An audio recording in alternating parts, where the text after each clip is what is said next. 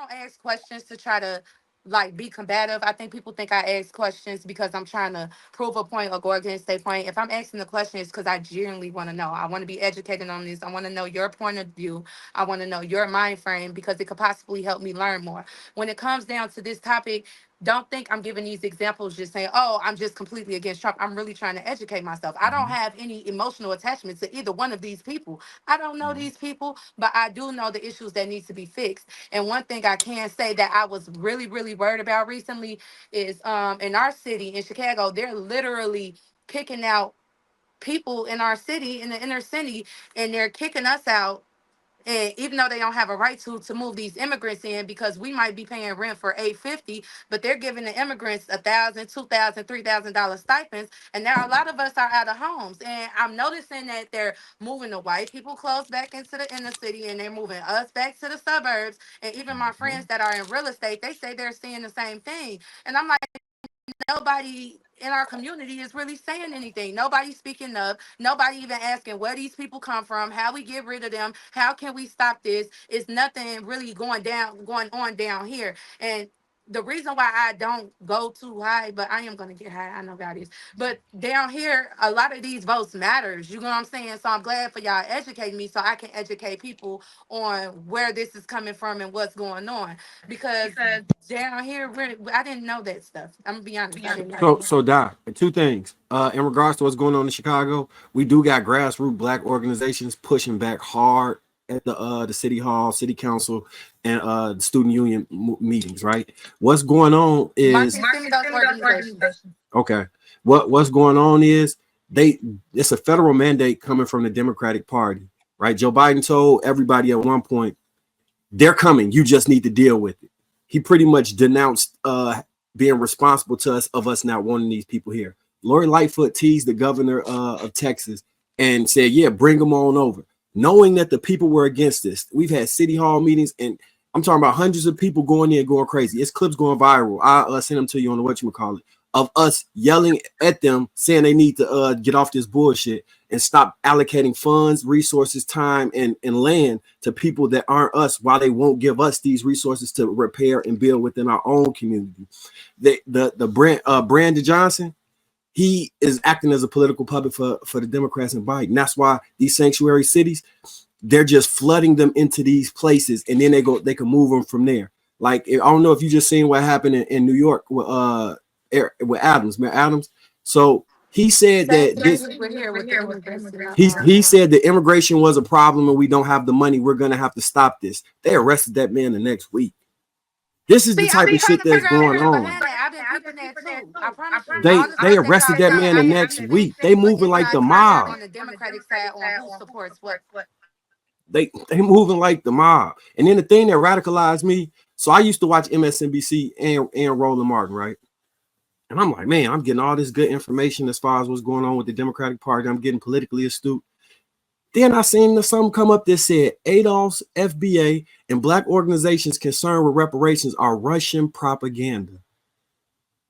So us wanting reparations is Russians interfering with the election? They just invalidated and said we don't exist. They literally are saying we're bot campaigns.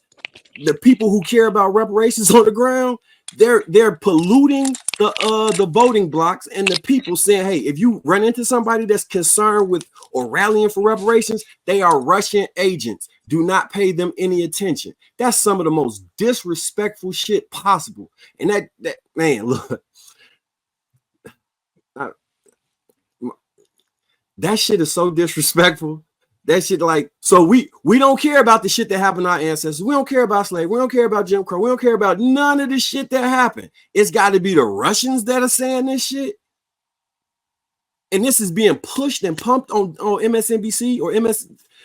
Then it made me start looking like, all right, so what's these other people saying? I go over and listen to the Republicans. I'm like, oh yeah, they ass be lying too. They some liars. Don't get me wrong. Both of their ass is liars. The truth be somewhere in between, and in the 1 minute before when they play a clip and the 1 minute after when they play a clip. Like Cloud said, they will clip some shit up.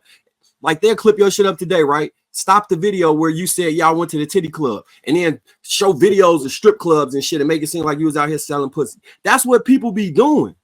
They will take a small clip of a long 5-hour conversation and then create a narrative and run with that shit. And we assign on like, damn, she out here selling pussy, die a prostitute. They'll clip that and then add it to the video and say, yeah, he agreed and said this shit. You see what I'm saying? These people playing games with us. They really fucking playing in our face.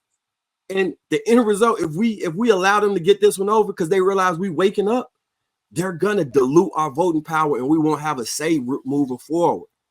They already don't need the middle to low income jobs that traditionally be held by Black and Hispanic people.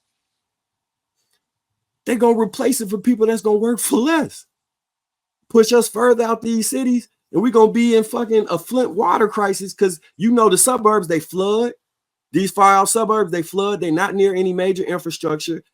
All of the home values and all those things that you would actually accrue by being in an area that's up for development or gentrification and all those things, you wiped out from that and being placed in a suburb that's going to be funded by tax dollars. And what's going on with the inner city schools is going to be what's happening in the suburbs where they push you out to. It's a game they playing with us. These people are playing in our face so disrespectfully and are counting on us to be like, she Black and Meg Thee Stallion was twerking. Yeah, that's got my vote because I'm doing it for the culture. These people don't control the culture. These motherfuckers is literally saying reparations is Russian bots. These people hate us. They fucking hate us.